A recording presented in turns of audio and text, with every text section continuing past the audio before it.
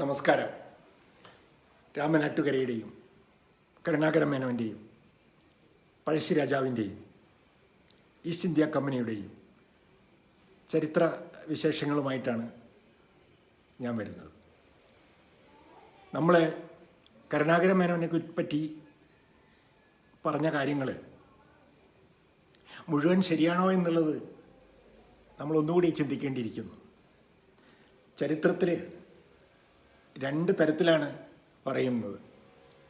Karunakara Menon east India കമ്പനിയിൽ ജോലി ചെയ്യുകയും പഴശ്ശി രാജാവിനെ ഒറ്റിക്കൊടുക്കുകയും പഴശ്ശി രാജാവ് വെടിയുണ്ടയേറ്റ് മരിക്കുകയും ചെയ്തു എന്നുള്ളത് സത്യമാണ്. അതിൽ പഴശ്ശി രാജാവ് വെടിയേറ്റിട്ട് മരണപ്പെട്ടിട്ടില്ല എന്നും തൻ്റെ കൈവിരലുകളിലുള്ള വജ്രമോതിരം ഇവർക്കിനി പിടികൊടുക്കാൻ പാടില്ല എന്നും ഇവരുടെ കീഴിൽ നിൽക്കാനും കഴിയില്ല എന്ന് മനസ്സിൽ വിചാരിച്ചുകൊണ്ട് ആ ധീര ദേശാഭിമാനി തൻ്റെ വൈരമോതിരം വിഴുങ്ങുകയാണ് ചെയ്തത്. വൈരമോതിരം വിഷവും കൂടിയാണല്ലോ. ആ വൈരമോതിരം ശരീരത്തിലെ രക്തത്തിൽ കലർന്നു കഴിഞ്ഞാൽ മരണം സംഭവിക്കുമല്ലോ. അങ്ങനെ ഒരു ധീര യോദ്ധാവും ധീര രാജാവും അങ്ങനെയാണ് മരണപ്പെട്ടതെന്നാണ് നമുക്ക് കിട്ടുന്ന അറിവ്.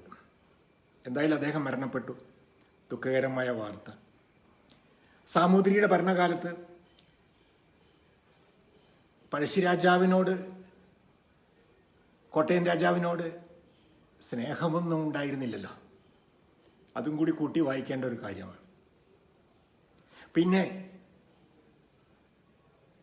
കരുണാകര മേനോൻ പഴശ്ശി രാജാവിനെ ഒറ്റിക്കൊടുക്കണമെങ്കിൽ പഴശ്ശി രാജാവിനെ എവിടെ വെച്ച് കണ്ടു, എത്ര കാലം അദ്ദേഹത്തിൻ്റെ ഒപ്പരം ഉണ്ടായിരുന്നു, കാണാത്ത ഒരാളെ ഒറ്റിക്കൊടുക്കാൻ പറ്റില്ലല്ലോ. അങ്ങ് ഈ ഫോട്ടോഗ്രാഫി കാര്യങ്ങളൊന്നുമില്ലല്ലോ. അപ്പോൾ എങ്ങനെ പരിചയപ്പെട്ടു? അതൊന്നും ചരിത്രത്തിലില്ല. എന്തായാലും പഴശ്ശിയുടെ മരണത്തോടെ കരുണാകര മേനോൻ ഈസ്റ്റ് ഇന്ത്യ കമ്പനിയിൽ നിന്ന് രാജിവെക്കുകയാണ് ചെയ്തത്. രാജിവെച്ചത് അസുഖം കാരണമാണെന്ന് പറയുന്നു. ഈസ്റ്റ് ഇന്ത്യ കമ്പനിക്ക് കരുണാകര മേനോനെ വിടാനുള്ള താല്പര്യമൊന്നും ഉണ്ടായിരുന്നില്ല. അങ്ങനെ കരുണാകര മേനോൻ ഈസ്റ്റ് ഇന്ത്യ കമ്പനിയിൽ നിന്ന് വിരമിക്കുമ്പോൾ ഒരു മഞ്ചൽ കൂടി ഈസ്റ്റ് ഇന്ത്യ കമ്പനി കരുണാകര മേനോനെ സമ്മാനിച്ചു. ഒരു വാളും. അന്ന് വാളും കൊടുക്കുക എന്നൊക്കെ പറഞ്ഞാൽ വലിയ ചടങ്ങ് തന്നെയാണ്, വലിയൊരു അത്ഭുതം തന്നെയാണ്. വലിയൊരു അവാർഡ് ലഭിച്ചതിനേക്കാൾ കേമനാവുകയാണ് ചെയ്യുന്നത്. ഈസ്റ്റ് ഇന്ത്യ കമ്പനിയിൽ നിന്ന് വിരമിച്ചതിന് ശേഷവും ഇദ്ദേഹത്തെ കാണാൻ ഈസ്റ്റ് ഇന്ത്യ കമ്പനിയിലെ പല ഉന്നതരായ ഉദ്യോഗസ്ഥന്മാരും അവിടെ വന്നിരുന്നു എന്നുള്ളത് എടുത്തു പറയേണ്ട കാര്യമാണ്. അങ്ങനെ ഭൂമിയുടെ കരമൊഴിവാക്കിയത് ഞാൻ നേരത്തെ പറഞ്ഞല്ലോ. അങ്ങനെ കുറേ ആനുകൂല്യങ്ങൾ കരുണാകര മേനോന് നൽകിയിട്ടുണ്ട്. ഇനി കൊടക് രാജാവിൻ്റെ കൊലപാതകം, ആ കൊലപാതകത്തോടനുബന്ധിച്ച് കരുണാകര മേനോന് എന്ത് വേണമെങ്കിലും എടുക്കാൻ ഈസ്റ്റ് ഇന്ത്യ കമ്പനി പറഞ്ഞു എന്നുള്ളതിൽ രണ്ടഭിപ്രായമുണ്ട്. 19 വയസ്സ് പ്രായമുള്ള കരുണാകര മേനോൻ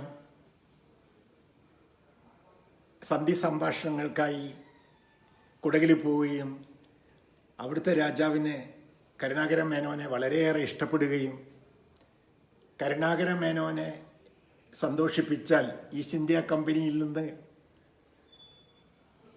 നേരിടാൻ പോകുന്ന വിഷമങ്ങൾ ഒഴിവാക്കി കിട്ടുമെന്നെല്ലാം വിചാരിച്ച് അന്നത്തെ രാജാവ് കുറേ ഉപഹാരങ്ങൾ കൊടുത്തു വിട്ടു എന്നും പറയുന്നുണ്ട്. നമ്മളിതിലേതാണ് വിശ്വസിക്കുക? നമുക്കിതിലേതാ വിശ്വസിക്കാൻ പറ്റുക? മാത്രവുമല്ല, കുടക് രാജാവ് പഴശ്ശിരാജാവിനേക്കാൾ മുമ്പേ മരണപ്പെട്ടിരിക്കുന്നു എന്നും പറയുന്നു. മാത്രവുമല്ല, മറ്റൊരു രീതിയിൽ കുടക് ചരിത്രം നോക്കുമ്പോൾ അന്ന് ചെറുപ്പക്കാരനായ ഒരു രാജാവായിരുന്നു. അദ്ദേഹത്തിന് അതുപോലെ ഒരു മകള്, ഒരു പ്രായമുള്ള മകളുണ്ടാവാനുള്ള സാധ്യത വളരെ കുറവാണ്. അപ്പോൾ ഈ കഥകളൊക്കെ എവിടെ നിന്ന് വന്നു ചരിത്രത്തിൽ എന്ന് പറയുന്നത് നമുക്ക് ഏതാണ് വിശ്വസിക്കാൻ പറ്റുക എന്നുള്ളത് അറിയില്ല. പക്ഷേ ചില കാര്യങ്ങൾ ചേർത്ത് വയ്ക്കുമ്പോൾ പുലാപ്ര തറവാട്ടിലെ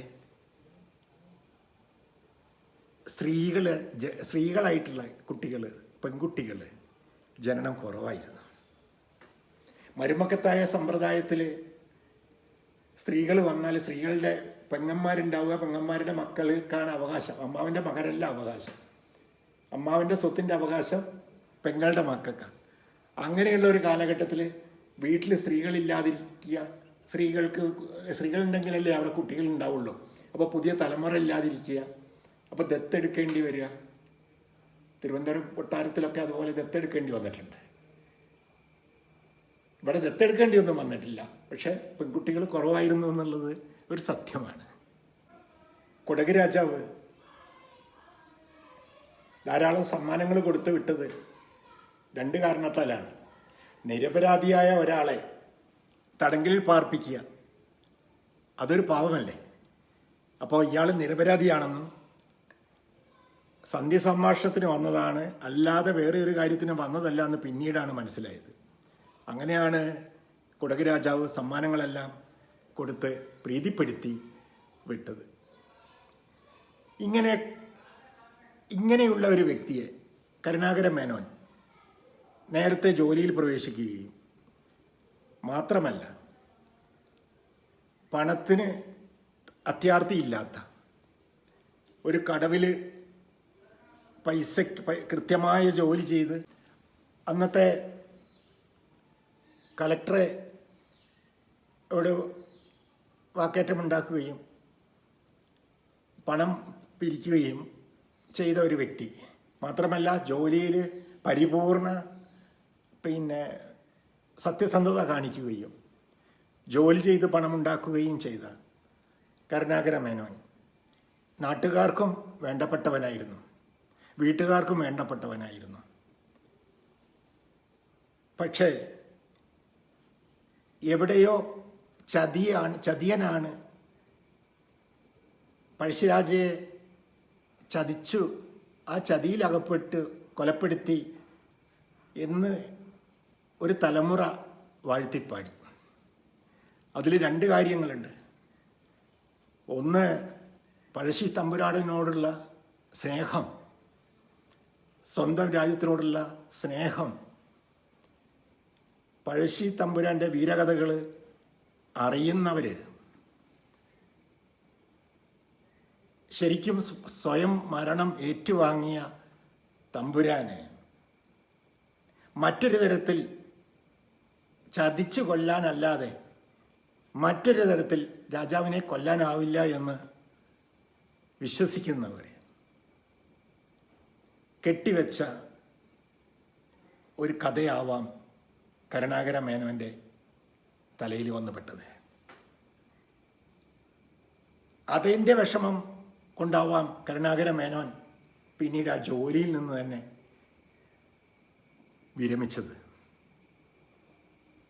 എന്തായാലും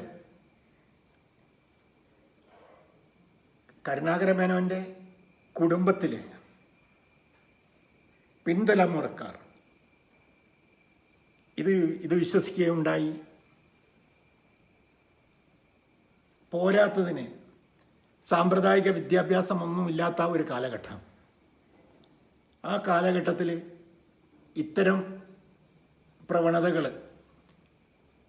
വായ്മൊഴിയായിട്ട് ഇങ്ങനെ പോകുമ്പോൾ നമുക്ക് തന്നെ അറിയാം ഇന്നത്തെ ലോകത്തും എന്തെല്ലാം നടക്കാത്ത സംഭവങ്ങൾ നടന്നെന്ന് വരുത്തി തീർക്കുന്നത് കേൾക്കുന്നു. അത് കേട്ട് മറ്റൊരാൾ പറയുമ്പോൾ ഞാൻ തന്നെ പരീക്ഷിച്ചിട്ടുണ്ട്, 10-15 പേരോട് ഒരു സംഗതി ഒരാളോട് പറഞ്ഞാൽ അത് മറ്റവരുടെ ചെവി പറഞ്ഞ് അവസാനം എത്തുമ്പോഴത്തേക്ക് അത് ഭീകരമായ ഒരു കാര്യമാവും. ഇവിടെ സന്തോഷമുള്ള ഒരു കാര്യമായിരിക്കും നമ്മൾ ഒരാളോട് പറഞ്ഞിട്ടുണ്ടാവുക. അയാൾ അത് മറ്റേ അടുത്ത ആൾക്ക് പകർന്നു. അങ്ങനെ അടുത്ത ആൾക്ക് പകർന്ന് അവസാനത്തെ ആളോട് നമ്മൾ ചോദിക്കുകയാണെങ്കിൽ അത് ഭീകരമായ ഒരു കേൾക്കാൻ പറ്റാത്ത ഒരു വല്ലാത്ത വാചകമായി മാറുക. ഇതെങ്ങനെ സംഭവിച്ചു? അതാണ് ഒരാൾ കേട്ടത് പെട്ടെന്ന് വിശ്വസിക്കരുത് എന്ന് പറയുന്നത്. അപ്പോൾ സാമ്പ്രദായിക വിദ്യാഭ്യാസം നേടാത്ത ഒരു കാലഘട്ടത്തിൽ ഇതൊക്കെ വിശ്വസിച്ച് പോകുന്നതിൽ തെറ്റൊന്നുമില്ല. അപ്പോൾ സ്വന്തമായിട്ട് കരുണാകര മേനോന് അതിൽ വിഷമം നേരിടുകയും കരുണാകര മേനോൻ ഒന്നുകിൽ സ്വയം ചെയ്ത കാര്യങ്ങളിൽ വിഷമം തോന്നുകയും അതിൽ നിന്ന് മുക്തി നേടാൻ വേണ്ടി രാജിവെച്ച് പോരുകയും, അതല്ല ആ സമയത്ത് പിന്നെ പഴശ്ശിരാജാവിനെ വധിക്കുന്ന സമയത്ത് ആ സ്ഥലത്ത് ഉണ്ടായിട്ടില്ല അദ്ദേഹം എന്നും പറയുന്നു. അപ്പോൾ താൻ ജോലി ചെയ്യുന്ന സ്ഥലത്ത് സത്യസന്ധമായി ജോലി ചെയ്യുകയും പടിപടിയായ ഉയർച്ചകളിലേക്ക് ഉയരുകയും വൻ സാമ്പത്തിക ചുറ്റുപാടിലെത്തുകയും ഒക്കെ ചെയ്യുമ്പോൾ ഈ മറ്റുള്ളവർ പറയുന്ന ശാപവാക്കുകൾ കേൾക്കുമ്പോൾ കുടുംബക്കാർക്ക് പിന്നീട് തോന്നുന്ന വിഷമങ്ങളും അതൊക്കെ ആയിരിക്കാം വായ്മൊഴികളായി പിന്നീട് വന്നു ചേർന്നത്. സ്വന്തമായി ജോലി ചെയ്ത് ഉയരങ്ങളിൽ, പടിപടിയായ ഉയരങ്ങളിൽ, പ്രശസ്തിയുടെ അത്യുന്നതങ്ങളിൽ സമ്പത്തും മറ്റ് ധനവും ഭൂമിയും എല്ലാം ഉള്ളപ്പോൾ കാൽപ്പനികമായ കഥകൾ ഉണ്ടാക്കി അദ്ദേഹത്തെ താഴ്ത്തിക്കെട്ടാൻ ശ്രമം നടന്നിട്ടില്ലേ എന്ന് ചിന്തിച്ചു പോവുകയാണ്. ഇതിലൊക്കെ ഇത്രയും ഇന്നത്തെ താരപരിവേഷം ഒരു താരപരിവേഷമാണ് അദ്ദേഹത്തിന് ലഭിച്ചത്. നമുക്കറിയാം താരങ്ങളുടെയൊക്കെ വില ഇടിയുന്നൊരു സമയമാണിപ്പോൾ. പല താരങ്ങളെയും മുൾമുനയിൽ നിർത്തിക്കൊണ്ടിരിക്കുന്ന ഒരു കാലഘട്ടമാണ്. TV തുറക്കാൻ പറ്റുന്നില്ല. പല താരങ്ങളെയും വിരൽ ചൂണ്ടിക്കൊണ്ട്, പേര് പറയാതെ വിരൽ ചൂണ്ടിക്കൊണ്ട്, അല്ലെങ്കിൽ നമ്മുടെ മനസ്സിൽ ഏതൊക്കെ താരമാണെന്ന് തറപ്പിച്ച് നിർത്താൻ പറ്റുന്ന രീതിയിലെ വാചക കസർത്തുകൾ കൊണ്ടും ഇന്ന് TV വീട് അന്തരീക്ഷം പോലും മലീമസമാക്കിക്കൊണ്ടിരിക്കുന്ന കാലഘട്ടം. അപ്പോൾ പിന്നെ ആ പഴയ കാലഘട്ടത്തിൽ ഇങ്ങനെയൊക്കെ പഴശ്ശിരാജാവ് മരിച്ചു കഴിയുമ്പോൾ കരുണാകര മേനോനെ പറ്റി പറയുന്നതിൽ, അല്ലെങ്കിൽ ആ വാമൊഴികൾ പിന്തുടർന്ന് വരുന്നതിൽ എത്രമാത്രം സത്യമുണ്ടെന്നും എത്രമാത്രം ഇത്രയും താരപരിവേഷം അദ്ദേഹത്തിന് നൽകിയിരുന്നതാണ് ജനം. ഒരിക്കലും അദ്ദേഹം പിന്നെ പഴശ്ശിയുടെ വധത്തിൽ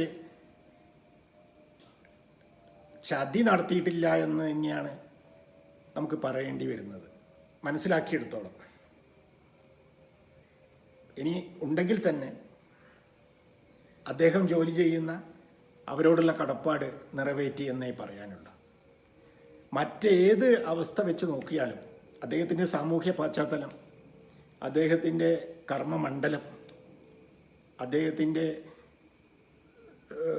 നാട്ടുകാരോടുള്ള സ്നേഹം, കുടുംബസ്നേഹം, ഇതെല്ലാം വെച്ച് നോക്കുമ്പോൾ കരുണാകര മേനോൻ സത്യസന്ധനും ധീരനുമായ ഒരാളാണെന്ന് മാത്രമേ നമുക്ക് പറയാൻ പറ്റുള്ളൂ.